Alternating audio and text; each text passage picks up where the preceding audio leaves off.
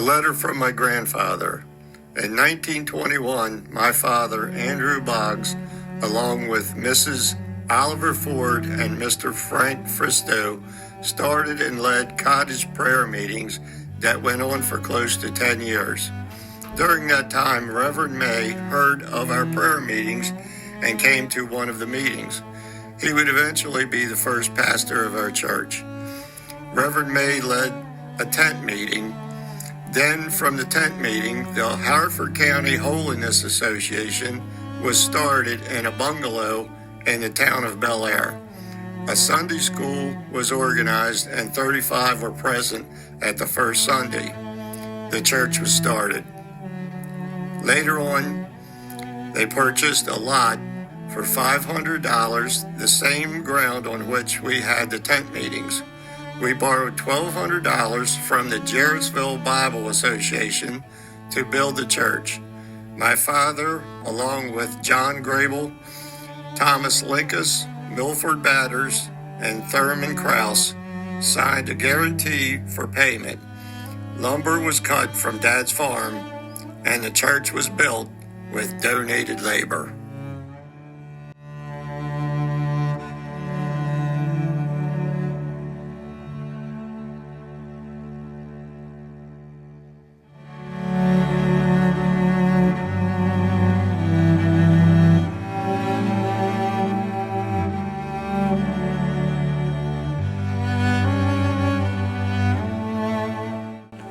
This morning we stand before God confident that it is His leadership that has brought us to this point.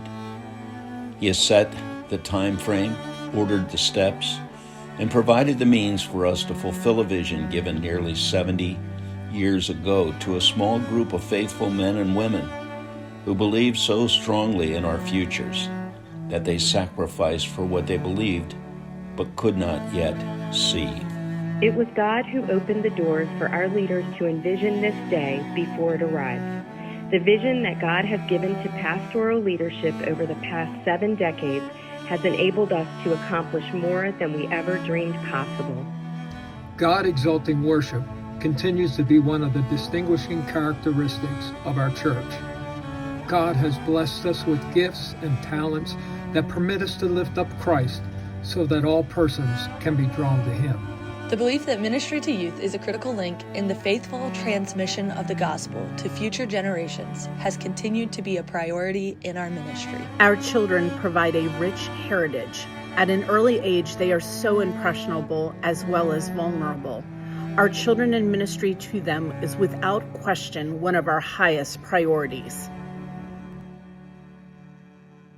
Each time one of those calls was given, the church responded excitedly that they would accept those challenges, accept those priorities. And then Pastor Russ Long gave this one final challenge. He said this: God has given us this facility to enjoy, but more importantly, He has given it for us to accomplish His purposes. Our vision for the future is that we will become a disciple-making church where seekers are introduced to Christ and believers are developed in Christ's likeness, growing together in a biblically functioning community. Having dedicated yourselves to His purposes, he asked, will you dedicate this building with a commitment to care for it, share it, and use it for His glory? We've been blessed now to be in this building for 25 years, and there are many exciting stories of how God has been at work.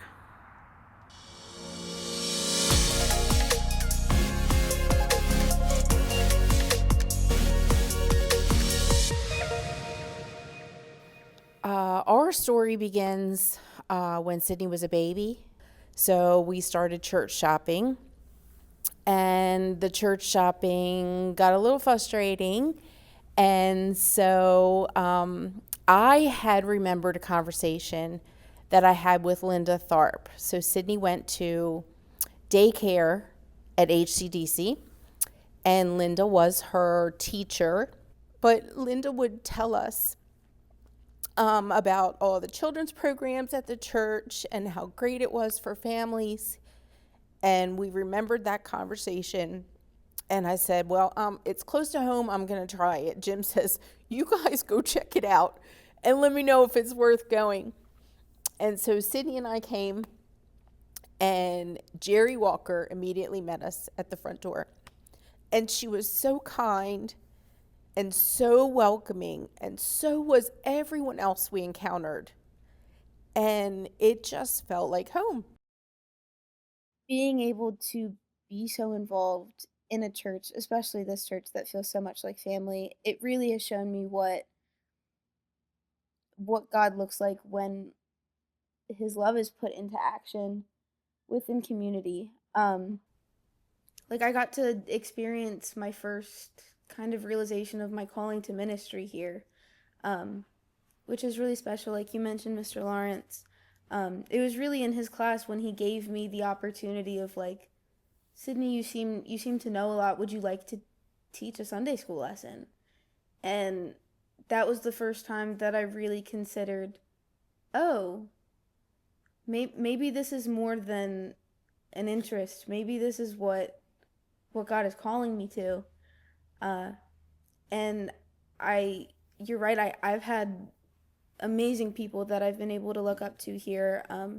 And being able to come back now that I'm in college and be able to look up to the wisdom of people like Mr. Jerry and Miss Sylvia Taylor, and being able to walk in the doors and everybody is excited to see me. And it's more than just like a surface level, how are you?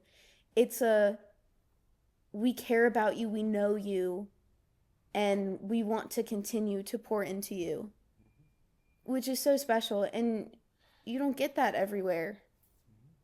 This is just a really special place. There is so much to be excited about with what we've got going on.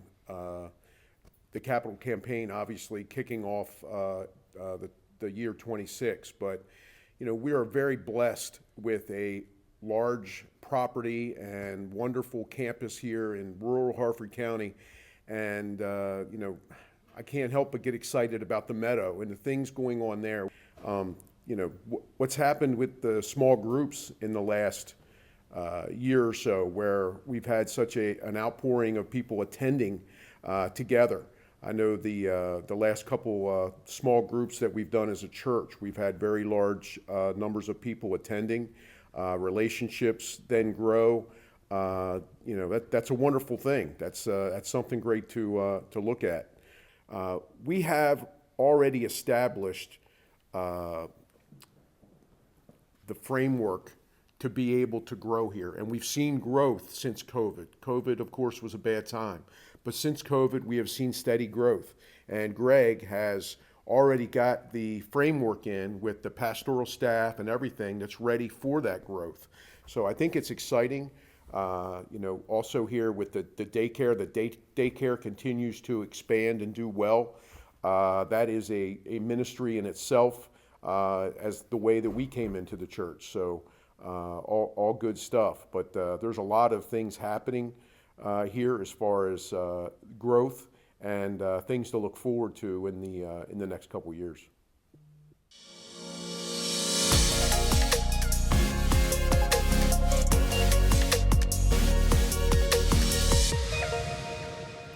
The way we come into this church was my older daughter Catalina.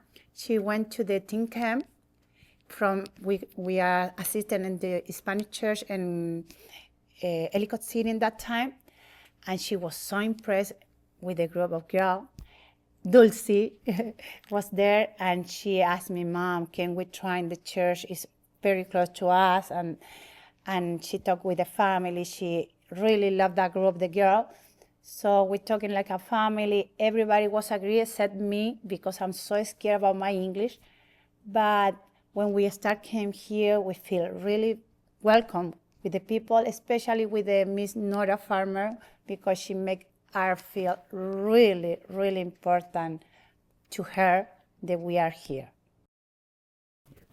The Bel Air Church impacted me because I learned when I see the people, they speak different, they look different, but through God, I understand we are the same. We have the same heart to God.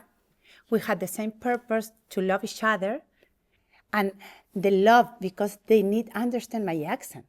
and never let me feel uncomfortable. Even though sometimes I know they don't understand my ideas because I have great idea in Spanish, but when I try and explain in English, for them was so complicated to understand, but they give me the time, they help complete my ideas. So that showed me the love of God in them. It brings me comfort knowing that they feel seen and feel loved and feel heard in a church like this, because I've seen it in many other places where people that look like us sometimes don't feel seen. And all the love that you guys have shown us means a lot to me, because it just knows that in the future my kids will also feel heard and seen here, no matter what they look like. As I'm older now, I never thought that I would be so grateful of the people who have been encountered in my life, especially some of the older people here, because their wisdom has definitely impacted me and shown me a different way of life, of how I want to live in the future with God. So yeah, this church has definitely blessed me in multiple different ways in many different areas. I'm excited too, in so many ways. Not just because right now I have a pastor and a Spanish pastor. It's because the church itself. I mean, all the sacrifices you guys doing for us too. I mean, for everyone here, trying to include us, and I'm thankful for that one. I really appreciate that one, because a lot of people sometimes do not feel welcome, and this one, that was the reason I'm still here, and the only way you guys kick me out is because you don't want me anymore. But I want to spend the rest of my life here. I mean, I really love the church. So thank you for receiving my family and love us. You really touch our heart. So I love this church.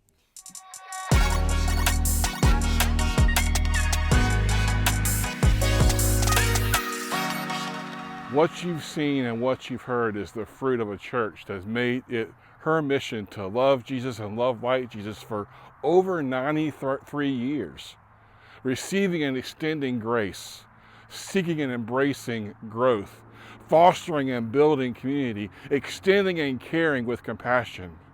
We believe that God is at work in amazing ways at BC now, and He plans to continue to work through our church.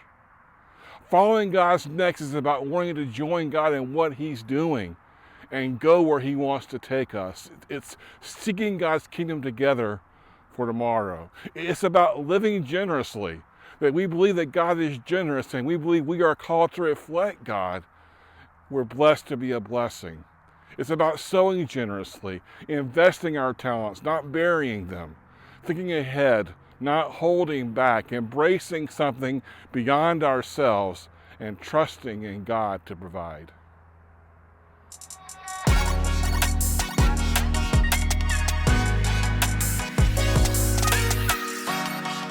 A big part of this journey began just under a year ago when we asked for your feedback as a church community after there had been some major conversations by church leadership about our future and what we believe that God wanted us to do in preparation for that future.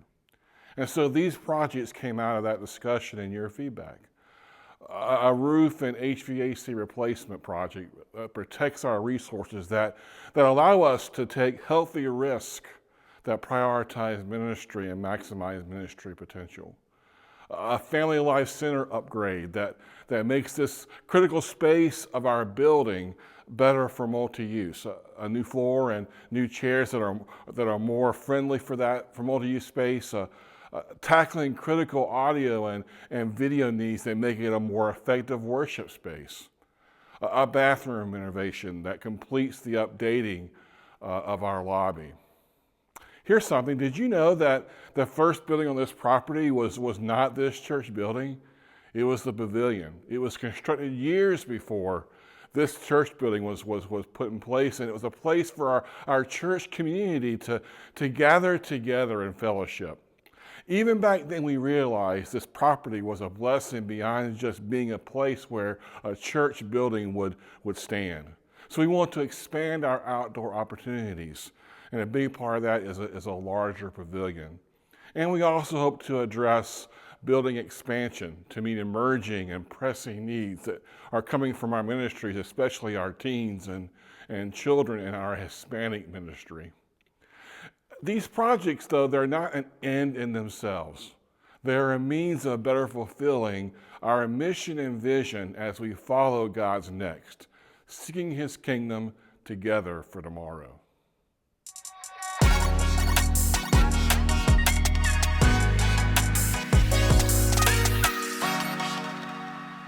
The estimated cost to do these projects is going to be $900,000, and any money we raise above that, we're going to put towards expansion.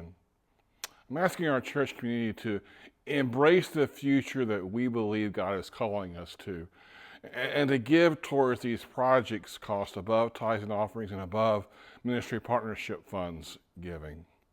To pledge an amount over the next 36 months, which really is 4 calendar years, which will take pledges on Sunday, February the 8th. This month, be on the lookout for more information. There's going to be a capital campaign brochure. There's going to be a church meeting on January 25th with more information, and questions can be asked. This journey is about following God's next together. It's about loving Jesus and loving like Jesus for years to come together. It's seeking God's kingdom together for tomorrow. It's a together thing. Every gift counts. It's our community embracing a shared spirit of generosity, moving forward in faith and united in purpose.